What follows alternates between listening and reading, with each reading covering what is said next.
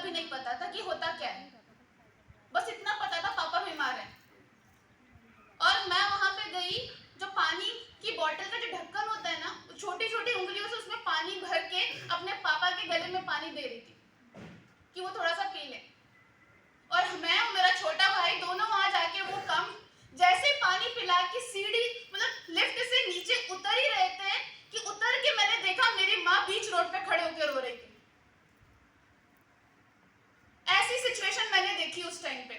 मुझे ही याद है कि मैंने पापा का प्यार देखा हुआ है, तो मुझे ही याद है। और वो सब क्यों? वो सब इस वजह से क्योंकि मेरे घर में पैसे नहीं थे कि मैं उनका बहुत अच्छी जगहों पे इलाज करा पाऊँ और सही टाइम रहते हुए उन्हें बचा सकूं। मुझे आज भी याद है कि जब बॉडी ही बोलेंगे कि जब डेथ हो जाती है तो वो बॉडी रह जाती है, पापा को लटा के वहां पे रखा गया था और मैं उनको जगाने की कोशिश कर रही थी। फर्स्ट टाइम ऐसा हो रहा था कि मैं रो रही हूँ और मेरे पापा उठ के मुझे गले से नहीं लगा रहे। ऐसा फर्स्ट टाइम हो रहा था।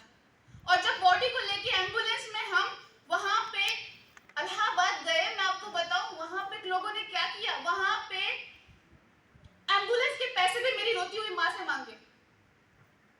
ये सिचुएशन होती है कि जब आपके घर में कमाने वाला पर्सन की जब डेथ हो जाती है ना, तो उसकी मौत का जिम्मेदार भी आपको बना देते हैं। ऐसी जगह से मैं बिलोंग करती हूँ।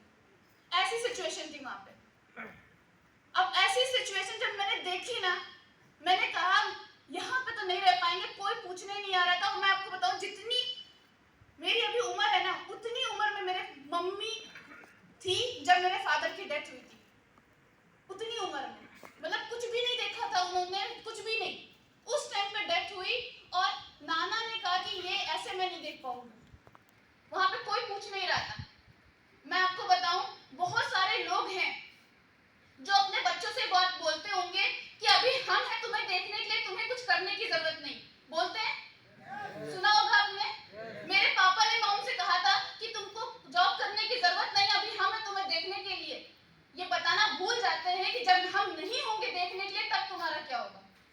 ऐसी सिचुएशन थी। नाना मुझे लेके, मेरी मम्मी को लेके लखनऊ आए। लखनऊ में आए और मैं ये बात मानती हूँ कि एक माँ से ज्यादा शक्तिशाली कोई नहीं होता। यस और नो? Yes. जिस टाइम पे शोक मनाने का टाइम था, जिस टाइम पे रोने का टाइम था, जिस टाइम पे इंसान अपने भाव को कोस सकता था, उस टाइम पे मेरी मॉम ने सोचा कि मैं अपने बच्चों को खिलाऊंगी कैसे, पिलाऊंगी कैसे और बढ़ाऊंगी कैसे। और मेरे फादर की पुलिस की नौकरी थी, लेकिन उसको पाने के लिए भी ना उनको ट्रेनिंग करनी पड़ती थी। उनको ट्रेनिंग के लिए जाना था। 2 साल तक वो ट्रेनिंग के लिए गई।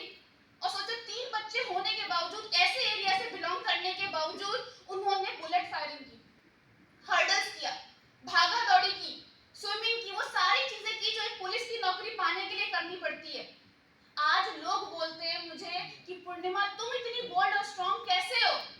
मैं एक ही बात बोलती हूँ कि ना कभी मेरी माँ ने हार मानी, ना उनकी बेटी मानेगी।